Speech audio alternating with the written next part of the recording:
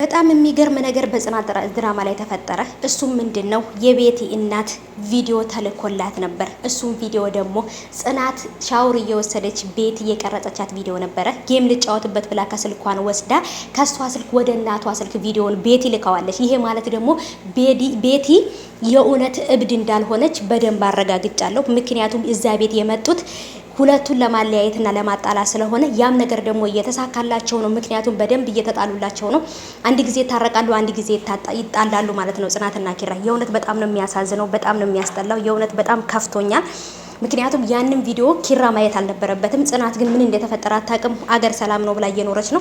ይችንም ልጅ እንግዲህ ደግሞ በር ላይ አግኝታት በጥፊ ብላትን የገባችው የኪራና የጽናትን እልህ እሷ ላይ ነው የተወጣችባት። ቂጣ መሰልኳችሁ እንዲያገኘ ሰው የሚጠፋጥፈኝ ብላለች። እና ቤተሰቡ ሰብሰብ ብሎ እየተጫወተ ዘናፈታ እያለ ነበረ። ደስታቸው እየተመለሰ ነበር። አሁን ግን ቤቲና እናቷ ቤት ውስጥ እስካሉ ድረስ ሰላም የሚባል ነገር የለም።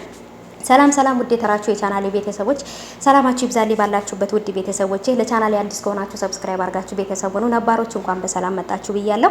እንግዲህ እጅግ በጣም የሚያሳዝን ነገር በጽናት ድራማ ተፈጠረ። በዛሬው በተለይ ይፈጠራል ብዬ ያልጠበቅኩት ነገር ተፈጠረ። ቤቲ ጌም ልጫወት ብላ የጽናትን ስልክ ከስልኳ ላይ ከወሰደች በኋላ እንግዲህ የተፈጠረውን ነገር አይታችኋል። በእውነት በጣም ነው የሚያሳዝነው። ብዙዎቻችሁ ቤቲ እኔም እንደነገርኳችሁ ቤቲ አውቆ አበድናት አውቆ አበርናት እንጂ በጨራሽ እብድ አይደለችም። ምክንያቱም እብድ የሚያደርገውን ነገር አይደለም የምታደርገው ከምትናገራቸው ቃላቶች በቀር እብድ የሚያደርገውን ነገር አታደርግም። ምክንያቱም እብድ በደንብ ስለምናውቅ እሷም እዛ ቤት የመጣችው ከእናቷ ጋር ተማክራ ዶክተሩ የምትወደውን ሰው ካላገኘች አትድንም ብሎኛል ብለሽ ቤት ውስጥ አስገብኝና ሁለቱን አለያያቸዋለሁ ብላ ከእናቲቱ ጋር ተስማምታ ነው። ስልክም ከሻንጣዋ ውስጥ ተገንቶባታል። ይሄን ነገር ያደረጉት መልእክት እንድላላኩ እናትና ልጅ መልእክት እንድላላኩ ያስቀመጡ ስልክ ነበረ። ያንንም ስልክ ደግሞ ኪራ ከወሰደው በኋላ ግን ጌም ልጫወት ነው እያለች ስልካቸውን እየወሰደች ለእናቲቱ ጋር መልእክት ትጻጻፋለች። ከዛን ስልኳ እንዲሌት ታረጋለች። ይሄ ማለት ደግሞ በትክክል እዚህ ጋር እንደምታዩት የጽናትን ስልክ ይዛ እያወራች ነበር። እነሱ እየተጫወቱ ነው። የጽናትን ስልክ ይዛም እየጎረጎረች ነበረ። እነሱ ጌም እየተጫወተች ነው እንጂ የእውነት ይሄን ነገር እያደረገች አልመሰላቸውም። የጽናት ቤት ያለችው ልጅና ጽናት ተመካክረው ቤቲ ሻወር እየወሰደች ቪዲዮ ቀርጸዋት ነበር። ያንን ቪዲዮ ነበር ለእናቲቱ የላከችው። እናቲቱም ደግሞ ያንን ካየች በኋላ ያዙ ልቀቁኝ እያለች እንቧ ዘራፍ እያለች ነው የመጣችው ማለት ነው። እና ነጽናት በተኙበት ገብታ አስበርግጋቸው ነበር ያስነሳቻቸው። እና ኪራም በተለይ ወንድነቱን ነበር የተፈታተነችው። በጣም ነው የሚገርመው። ናሆሜም እንግዲህ እናቱ ጋር እየተስማማ ነው ብዬ አስባለሁኝ። ምክንያቱም በትዳር ሆነ ልጅ ወልደህ ምናምን እያለች አሁንም እናቱ በጭራሽ ስለ ልጅ ማንሳት አላቆመችም።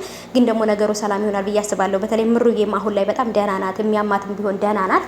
ስትጨናነቅ ነው በጣም የሚያማትና ስለዚህ ምሩዬ መጨናነቅ የለባትም። ናሆሜም የምሩን ስሜት መጠበቅ አለበት። እናቱን በደንብ ሊያሳምናት ይገባል። ዋናው ፍቅር ነውና ልጅም ደግሞ ሊሰጣቸው ይችላል ፈጣሪ ማለት ነው። በሱ መቼም ተስፋ አይቆረጥምና ቤተሰቦቼ ናሆሜና ኪሩዬን በቃ ግራ ገብቷቸዋል። ምኑን እንደሚይዙት እንደሚለቁት በጣም ነው ግራ የተጋቡት።